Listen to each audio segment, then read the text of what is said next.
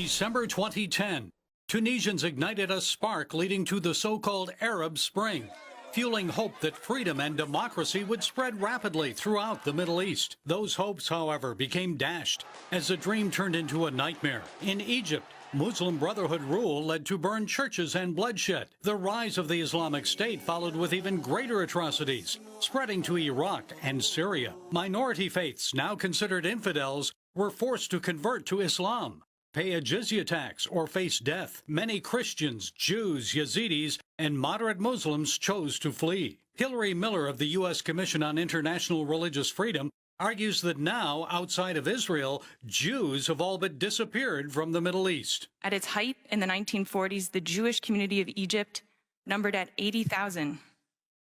80,000. Today, there are fewer than 10 Jews residing between Alexandria and Cairo. 75 years ago, a community of 50,000 Jews thrived and prospered in Syria. Today, no Jews remain. Miller reports that's also happened in Yemen, home to the Houthi militia. Today, from an ancient community nearly 2,000 years old, which at its peak numbered at 55,000 Jews, one Jew remains in Yemen. His name is Libby Marhabi, and he has languished in Houthi prison since 2016. His crime? Attempting to carry a Torah scroll from Yemen to Israel. Historically, Christians in Syria and Iraq numbered between 3 to 4 million. Today, however, their population has dwindled to around 300,000 in each country.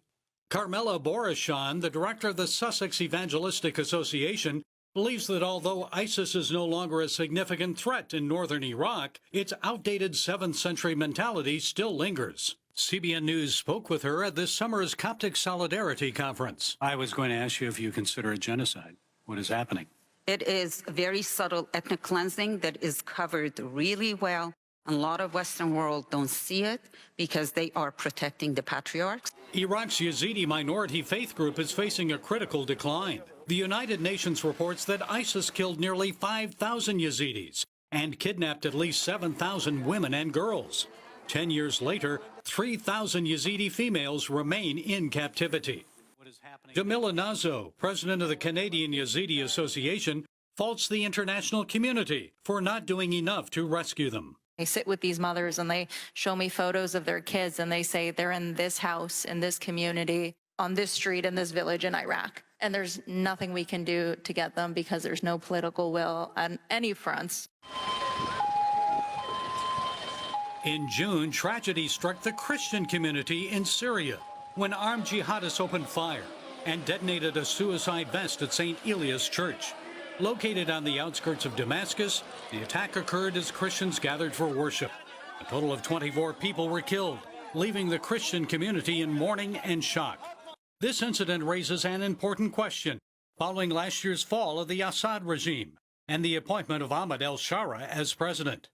Was this a rare occurrence, or is the threat of annihilation for Syria's Christian minority growing? Will Ahmed el-Shara's HTS government make a difference? El-Shara himself may turn out to be a wolf in sheep's clothing, but he said a lot of the right things to date. But some of the things that are happening really do not inspire confidence. After the massacre of minority Alawites and others last March, and in light of the deaths of over 1,000 minority Druze in tribal violence in southern Syria last month, el-Shara turned to Turkish President Erdogan for military assistance. He requested military equipment and training to help protect religious minorities. Ryan Morrow from the Capital Research Center is skeptical of Western leaders who speak as if el-Shara won an election. That's because if he were to hold an election today, Morrow says it's likely he would lose because both religious minorities and Muslim extremists dislike him. So who's left? Oh, the Muslim Brotherhood? You know, maybe he's moving in that direction because it's been so successful. No, they're not going to accept him either because he's talking about normalizing ties with Israel. And even if it's a trick, he's gone way too far. He's taken a step beyond what they would even say is permissible by deception.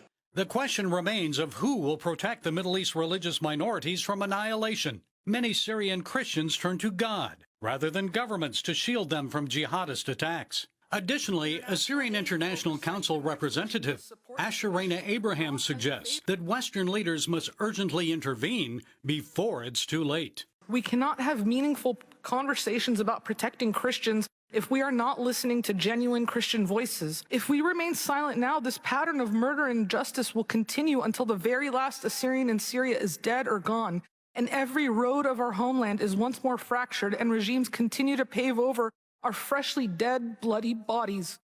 A community who still speaks the language of Jesus and whose evangelistic force spread Christianity from India to China will be a footnote in history.